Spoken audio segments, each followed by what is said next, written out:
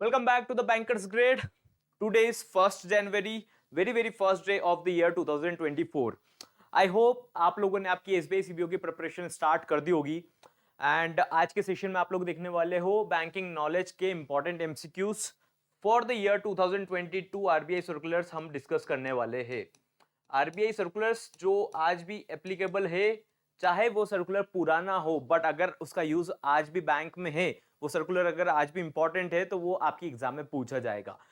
आप लोगों ने पुराने रिव्यूज देखे होंगे जहां पर आप लोगों को आइडिया लग चुका होगा कि बैंकिंग नॉलेज कितना वास्ट है और आपको उस पर कैसे अप्रोच करना है।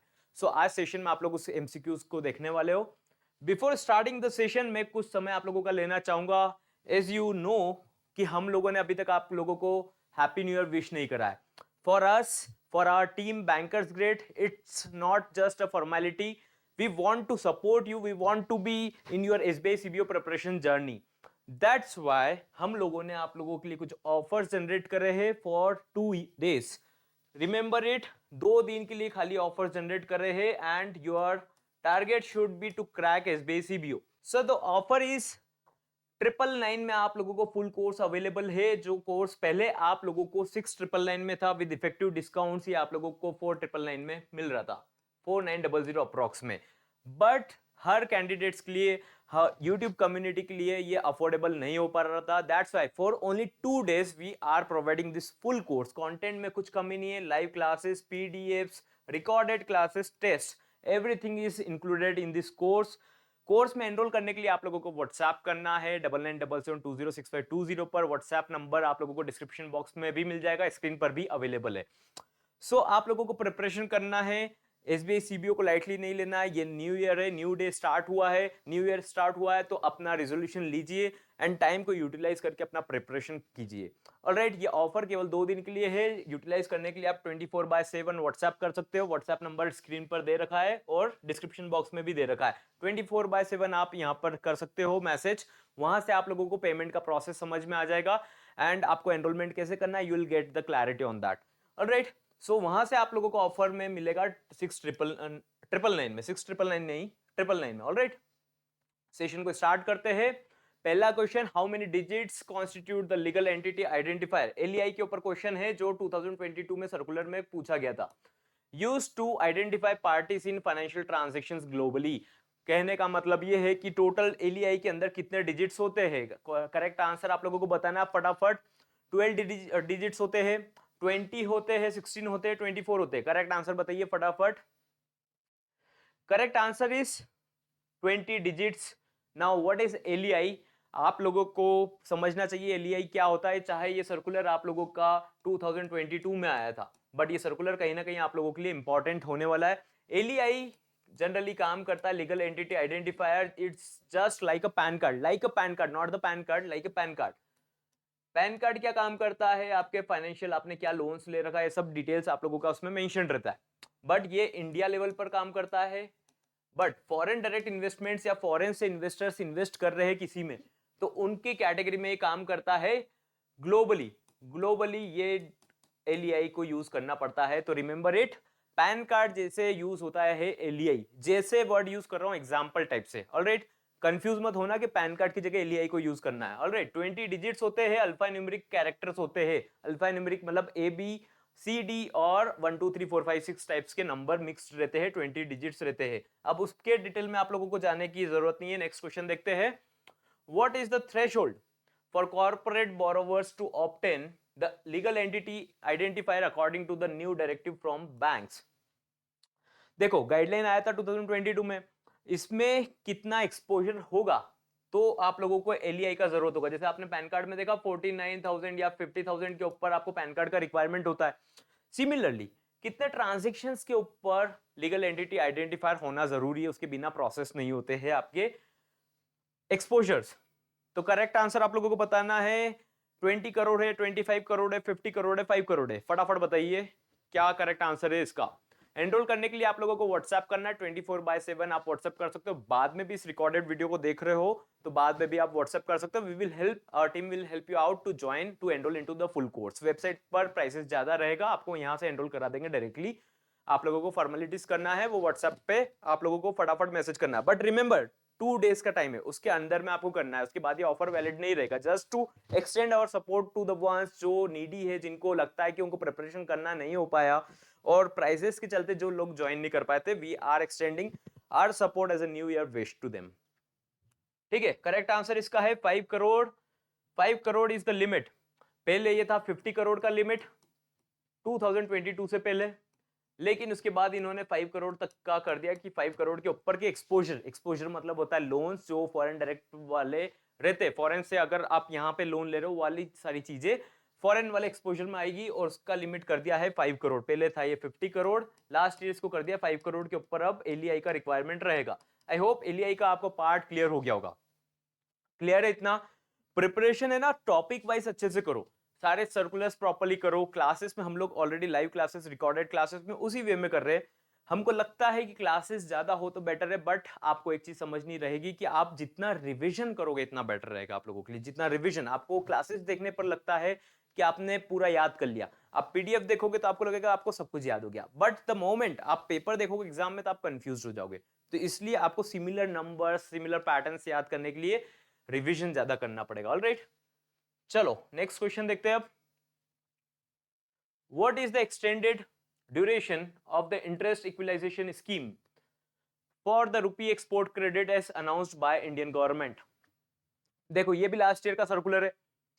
अभी क्या हुआ था, लास्ट टाइम से हम लोग इंडिया स्पेशली बात करें तो इंडिया और सारी कंट्रीज कहीं ना कहीं अपने करेंसी को प्रमोट कर रहे हैं कि ट्रांजैक्शंस एक्सपोर्ट इंपोर्ट उनकी करेंसी में हो, यूएस के डॉलर पर रिलाय ना हो, चाइनीज युआन पर रिलाय ना हो, ज्यादा से ज्यादा अपनी डोमेस्टिक कंट्री की करेंसी पर रिलाय करे।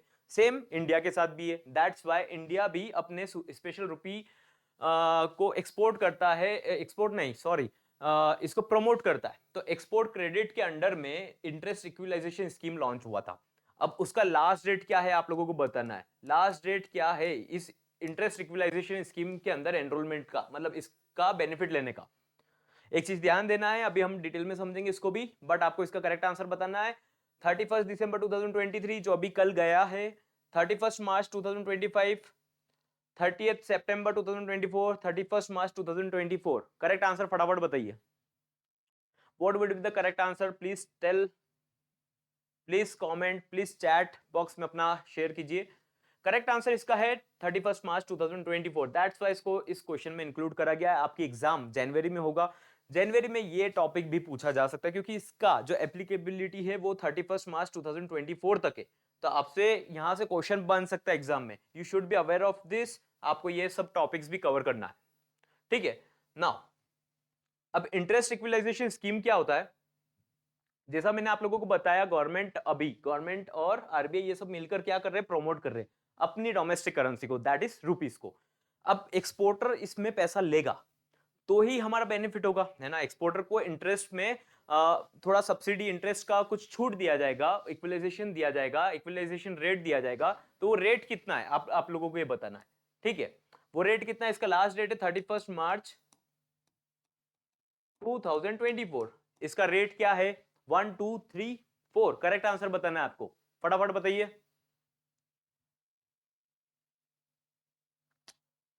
सो correct answer here is 3%।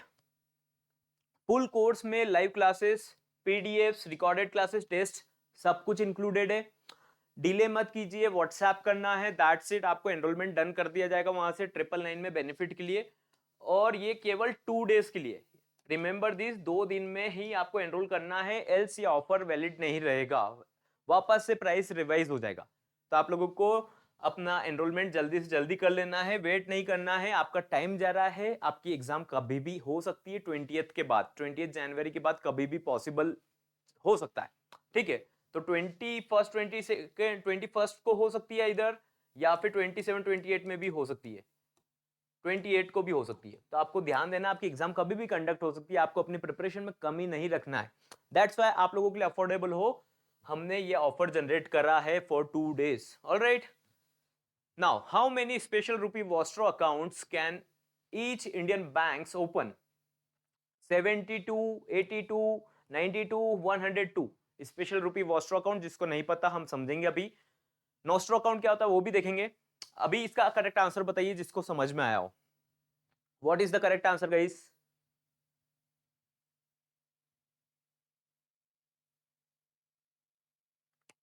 Correct answer here is 92। 92 special rupee vostro accounts open हो सकते हैं। ठीक है, नाउ पहले समझते हैं हम स्पेशल रुपी वॉस्टर अकाउंट है क्या। ठीक है, फिर इसके ऊपर एक और क्वेश्चन रहेगा। ये बैंक समझते हैं, ये है यूएस का, ये बैंक ऑफ अमेरिका है। मैं इसको इंडिकेट कर रहा हूं, B of A, bank of America. ये है बैंक एसबीआई का। ये इंडियन कस्टमर है। ये इंडियन कस्टमर नहीं है, मर्चेंट है, इंडिया वाले ने एक्सपोर्ट करा यहाँ पे। याद ढंग से देखिएगा, एक बार में समझ में आ जाएगा आपको। एक्सपोर्ट करा, अब ये इसको पेमेंट देगा, तो ये पेमेंट इसको रुपी में दे पाए। ठीक है, तो इसलिए इसकी जो बैंक है, बैंक ऑफ अमेरिका, ये इसका एक करस्पॉन्डेंट अकाउंट ओपन कर देगी। ठीक है, एसबीआई का एक डमी टाइप से अकाउंट ओपन हो जाएगा, वॉलेट टाइप से मेंटेन रहेगा इसके पास, और ये रुपी में इसमें एक्सेप्ट डिपॉजिट कर पाएगा।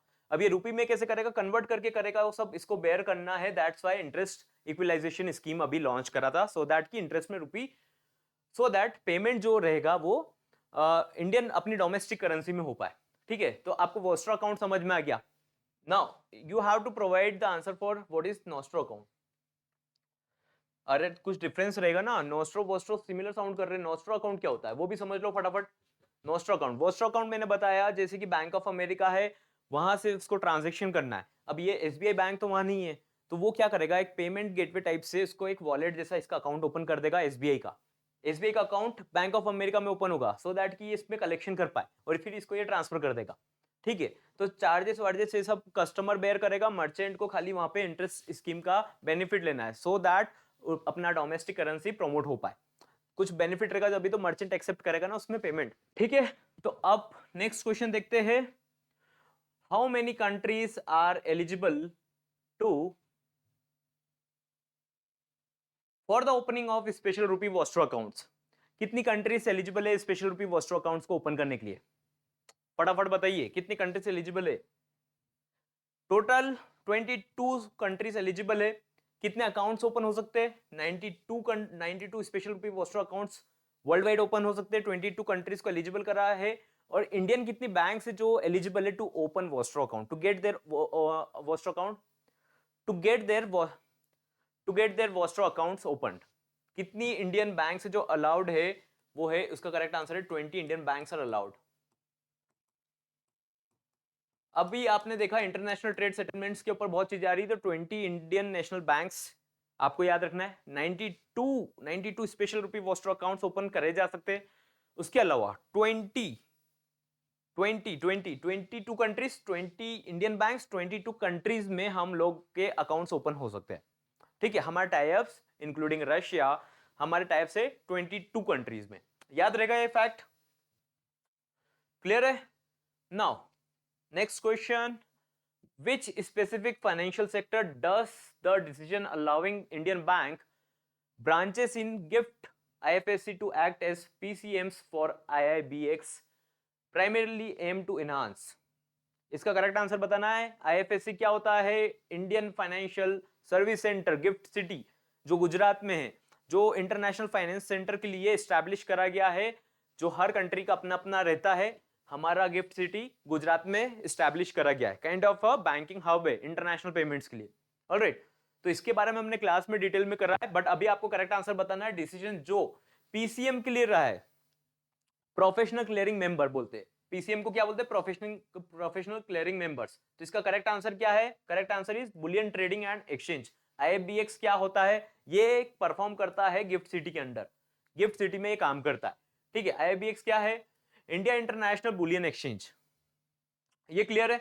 तो यहां पर क्या होता है? ट्रेडिंग होता है। किस चीज का ट्रेडिंग होता है? ये ट्रेडिंग जो होता है प्रीशियस मेटल का, जैसे कि सिल्वर, इंटरनेशनल ट्रेडिंग होता है सिल्वर एंड गोल्ड, इस टाइप के इंपॉर्टेंट प्रीशियस मेटल्स का यहाँ पे ट्रेडिंग होता है। तो अभी आपने एक नवंबर में सर्कुलर देखा होगा जिसमें आईबीएक्स के ऊपर था सिल्वर के ऊपर, दैट सिल्वर को भी इंक्लूड कर लिया गया है, जिसमें एडवांस पेमेंट मर्चेंट कर सकता है। जैसे कि जो ट्रेडिंग कर रहा है वो एडवांस पेमेंट बाहर कर सकता है इंटरनेशनल ट्रेड के लिए, पहले से एडवांस में 11 डेज के अंडर में। उससे क्या होता है, उस प्राइस पे वो लॉक कर सकता है सेम प्राइस पर उस प्रीशियस मेटल को। पहले एडवांस पेमेंट केवल गोल्ड के लिए अलाउड था, अब सिल्वर के लिए भी अलाउड हो गया। तो यहाँ पर क्वेश्चन था कि ये क्या डील करता है, bullion exchange trading and exchange पर डील करता है, ये याद रखना है। एफएससी के बारे में भी डिटेल में पढ़ के जाना। Okay, now what is the minimum net worth requirement for a company set up by banks to manage pension funds company? अगर कोई बैंक अपना पेंशन फंड कंपनी ऑपरेट करना चाहता है तो उसके लिए मिनिमम नेटवर्थ रिक्वायरमेंट क्या है, उससे पहले मैं बता दूं आप लोगों को दैट पेंशन फंड कंपनी या फिर इंश्योरेंस कंपनी इनको ओपन करना है बैंक्स को, तो उनको क्या करना है, वो डायरेक्टली नहीं मैनेज कर सकते, उनको सब्सिडरी या फिर जॉइंट वेंचर में इसको मैनेज करना रहेगा। जैसे कि आपने एग्जांपल देखा होगा एचडीएफसी, तो एचडीएफसी लाइफ साथ में ऑपरेट करता है इंश्योरेंस को। आईसीआईसीआई बैंक है तो आईसीआईसीआई प्रूडेंशियल अलग से मैनेज करता है एएमसी पार्ट को, तो सब्सिडरी मैनेज कर सकता है, bank can not manage it on their own, उनको सब्सिडरी मैनेज करना पड़ेगा। लेकिन बैंक्स को अगर ऑपरेट करना उनका खुद का सब्सिडरी या जॉइंट वेंचर उस फील्ड में पेंशन फंड में, तो पेंशन फंड कंपनी के लिए मिनिमम नेटवर्थ कितना होना जरूरी है, करेक्ट आंसर बताना आपको फटाफट। 250 करोड़, 500 करोड़, 750 करोड़, 1000 करोड़, फटाफट बताइए करेक्ट आंसर क्या है इसका। Correct answer is 500 crore. एक और कंडीशन है यहाँ पे, 3% से ज्यादा नेट एनपीए उस बैंक का नहीं होना चाहिए। अगर उनको पेंशन फंड या इंश्योरेंस ऑपरेट करना है तो 3% से ज्यादा नेट एनपीए नहीं होना चाहिए, ये क्लियर है।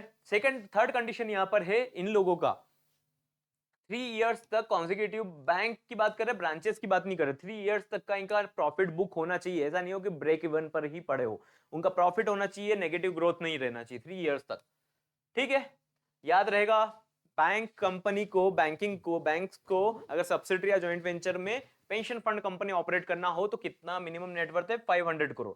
Similar question, what is the minimum initial net worth requirement for a company setup by banks to manage insurance company? अगर एचडीएफसी को एचडीएफसी लाइफ ऑपरेट करना तो कितना मिनिमम नेटवर्थ होना जरूरी है for the regulation of insurance company, for the operation of insurance company? इसका correct answer है 1000 करोड़। कंफ्यूज मत होना, 500 करोड़ बाद में एनी टाइम होना चाहिए, लेकिन इनिशियली 1000 करोड़ होना जरूरी है। याद रहेगा इनिशियली 1000 करोड़ होना चाहिए, नेट एनपीए 3% से कम होना चाहिए, 3% से ज्यादा नहीं होना चाहिए, और 3 इयर्स तक कॉन्जिक्यूटिव प्रॉफिट बुक होना चाहिए। ये क्लियर है, याद रहेगा ये पार्ट, ठीक है। क्लासेस आप लोगों को प्रॉपर्ली देखना है, अभी रिकॉर्डेड क्लासेस भी चल रही है, लेकिन रिकॉर्डेड क्लासेस में आप लोगों को कैसे बेनिफिट मिलेगा, लाइव देख लो, रिकॉर्डेड देख लो, जिस दिन लाइव कंडक्ट ना हो उस दिन रिकॉर्डेड देखना है। पूरा स्टडी मॉड्यूल आप लोगों को वहां पे शेयर कर दिया जाएगा, आप लोग एक बार एनरोल करते हो वहां पे डिटेल्स आप लोगों को मेंशन हो जाएगी सब, है ना। टेस्ट भी रहेंगे, ऐसे पार्ट भी रहेगा, इंग्लिश का भी रहेगा, बाइलिंगुअल लैंग्वेज में रहेगा, नोट्स इंग्लिश में रहेंगे, ठीक है। पीडीएफ से आप अपने कन्वीनियंस से पढ़ सकते हो। Now, next question is what is the minimum initial net worth for a company? Insurance company वाला हमने देख लिया ऑलरेडी। Now, एक क्लीन नोट पॉलिसी आया था 2022 में, करके जाना है इसको भी, क्लीन नोट पॉलिसी, ठीक है। अब ये पॉलिसी भी बाद में भी इंपॉर्टेंट रहेगा, अगर इसमें चेंजेस नहीं होते तो क्लीन नोट पॉलिसी तो हमेशा बैंकर्स के लिए प्रिंसिपल एंड प्रैक्टिसेस में इंपॉर्टेंट रहेगा, ठीक है। तो ये तो आपको करना है। नाउ इसमें करेक्ट आंसर बताना है, डिफरेंट डायरेक्शंस बैंकिंग के क्या थे, टेयर मैकेनिज्म, टेयर मतलब फटने वाले, नोट फट जाता है उसके ऊपर डायमेंशन क्या है, करेक्ट आंसर बताना है। 4 mm width, 8 mm width, 4 mm width, 15 mm, ये हॉरिजॉन्टल वर्टिकल चल रहा है, डायगोनल में ये चलेगा। आप लोगों को करेक्ट आंसर बताना है, correct answer here is all A B C. ये टेबल याद कर लेना, हमने नोट्स में आप लोगों को प्रोवाइड करी है, इंटरनल क्लासेस वालों को आपको ये नोट करना है, याद करना है। और ये टेयर मैकेनिज्म का है, 8 mm विड्थ, ये सारी कंडीशन होनी चाहिए, है ना। ये सारी कंडीशन होती है तो वो टेयर में काउंट हो जाता है। हॉरिजॉन्टली अगर वो 4 mm विड्थ से ज्यादा है, वर्टिकली भी अगर ज्यादा है तो उसका कुछ क्राइटेरिया है, जैसे कि डॉग्स एयर वाला भी एक क्वेश्चन था, डॉग्स एयर वाला, डॉग एयर्स या डॉग्स एयर वाला, है ना। तो ये भी एक क्लीन नोट पॉलिसी में आता है, जैसे कि जो बॉर्डर रहता है,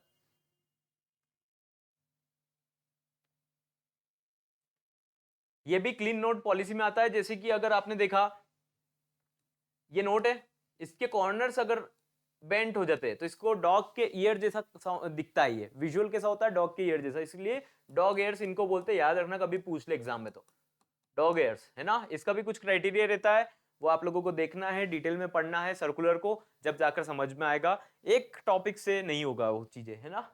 चलो नेक्स्ट क्वेश्चन देखते हैं, what defines a large exposure for NBFC UL, ठीक है, अपर लेयर बोलते हैं यूएल मतलब। तो लार्ज एक्सपोजर का अकाउंट किसको बोलेंगे? लार्ज एक्सपोजर मतलब कितना हाईएस्ट अमाउंट का लोन दे सकता है ना? वो परसेंटेज कैपिटल के ऊपर बात हो रही। परसेंटेज कैपिटल का मतलब यहां पर है जितना उनको अलाउड है उसमें से कितना वो लोग असेट में दे सकते हैं, लार्ज एक्सपोजर। तो लार्ज एक्सपोजर का करेक्ट आंसर आप लोगों को बताना है। इसका करेक्ट आंसर है गाइस ऑप्शन नंबर ए। मैं फटाफट बता देता हूं आप लोगों को। ऑप्शन ए इसका करेक्ट आंसर है। 10% से ज्यादा कैपिटल बेस नहीं होना चाहिए। 10% से ज्यादा capital base to a single entity या फिर किसी कंपनीज को, ग्रुप एंटिटीज को 10% से ज्यादा वो अपने कैपिटल को नहीं दे सकते लोन में। अगर वो देते हैं तो वो लार्ज एक्सपोजर कहलाएगा, है ना? अब लार्ज एक्सपोजर का गाइडलाइन है, मतलब दे सकते हैं लेकिन लार्ज एक्सपोजर का एक गाइडलाइन है, इसके ऊपर ये काउंट करते हैं कि लार्ज एक्सपोजर हो गया। ठीक है। अब इधर बात ऐसी है कि इसमें भी कुछ गाइडलाइंस होती है अलग अलग, है ना? तो अलग अलग गाइडलाइंस के अकॉर्डिंग पहली बात तो इसको क्यों इंट्रोड्यूस करा गया, इसका करेक्ट आंसर मैं बता देता हूं। इसका करेक्ट आंसर है to regulate the amount of funds lend to a single entity और कनेक्टेड ग्रुप ऑफ एंटिटीज। मतलब किसी एक सिंगल एंटिटीज को ज्यादा अमाउंट ना चले जाए, क्योंकि हो सकता है ना कभी एनबीएफसी कोई सी अगर वो पूरा ही अपना उसको 100 करोड़ एसेट में बांटना है, लोन देना है, तो वो पूरा अगर 90 करोड़ ही अडानी को दे दे तो which is not practically possible. अगर उसको देना है तो 10% से ज्यादा देगी तो उसको लार्ज एक्सपोजर का गाइडलाइन फॉलो करना पड़ेगा। उसके ऊपर एक क्वेश्चन और देख लेते हैं जिनका पहले से प्रैक्टिस है। आप लोग इसका करेक्ट आंसर बताइएगा, रिवीजन अच्छे से हो रहा है I am sure. What is the maximum percentage of the total available funds in NBFC upper layer other than IFSC? IFC IFSC क्या स्टैंड करता है? Infrastructure finance companies. उनको छोड़कर नॉर्मल कितना amount percentage total available funds का without board of approval, without the approval of the board land करा जा सकता है? तो इसका करेक्ट आंसर है 20% प्लस 5% एक्स्ट्रा इंक्लूड कर लो 25%। ये अगर बोर्ड का अप्रूवल भी मिल जाएगा तो 5% एक्स्ट्रा सिंगल एंटिटी या फिर ग्रुप ऑफ एंटिटीज को लेंड कर सकते हैं, उससे ज्यादा नहीं कर सकते। ठीक है। इसका पूरा सर्कुलर डिटेल में आप देखना, अलग अलग गाइडलाइन से। आईएफसी का अलग है, इंडियन फाइनेंशियल कंपनीज के लिए अलग है, उसमें 5% 10% एक्स्ट्रा चलता है। सिंगल एंटिटी के लिए 20% रहता है, जैसे कि 25% किसके लिए है? ग्रुप ऑफ एंटिटीज के लिए लिमिट है। 10% क्या है? 10% वो है जिसके ऊपर हम लार्ज एक्सपोजर कहलाएंगे। लार्ज एक्सपोजर मतलब कैपिटल में जितना अलाउड है, सपोज करते हैं 100 करोड़ का आपको अलाउड है बैंक को, एनबीएफसी को, अगर वो उसमें से 10 करोड़ किसी को दे देता है तो वो लार्ज एक्सपोजर कहलाएगा, लेकिन वो अलाउड है। सिंगल एंटिटी के लिए 20% है, बोर्ड अप्रूवल दे देगा, 25% हो जाएगा, 5% एक्स्ट्रा है। 25% ग्रुप ऑफ एंटिटीज के लिए है, इसमें 10% बोर्ड अप्रूवल का मार्जिन है। अगर बोर्ड का अप्रूवल लगेगा तो 10% और एक्स्ट्रा हो जाएगा ग्रुप कंपनीज के लिए, है ना, ग्रुप वाली एंटिटीज के लिए। सो आई होप आप लोगों को सेशन पसंद आया होगा, सेशन को लाइक कर देना। कोर्स में एनरोल करने के लिए व्हाट्सएप करना है, व्हाट्सएप का नंबर आप लोगों को स्क्रीन पर अवेलेबल है, लिंक डिस्क्रिप्शन बॉक्स में है, वहां से आप डायरेक्ट व्हाट्सएप कर सकते हो। 24/7 कभी भी आप इस वीडियो को देख रहे हो आप वहां से व्हाट्सएप कर सकते हो। ज्वाइन करो, प्रिपरेशन करो, सारे सब्जेक्ट्स अवेलेबल है, टेस्ट इंक्लूडिंग एवरी पीडीएफ सब कुछ अवेलेबल है वहां पे। एंड आप लोगों को good luck for your preparation, happy new year once again.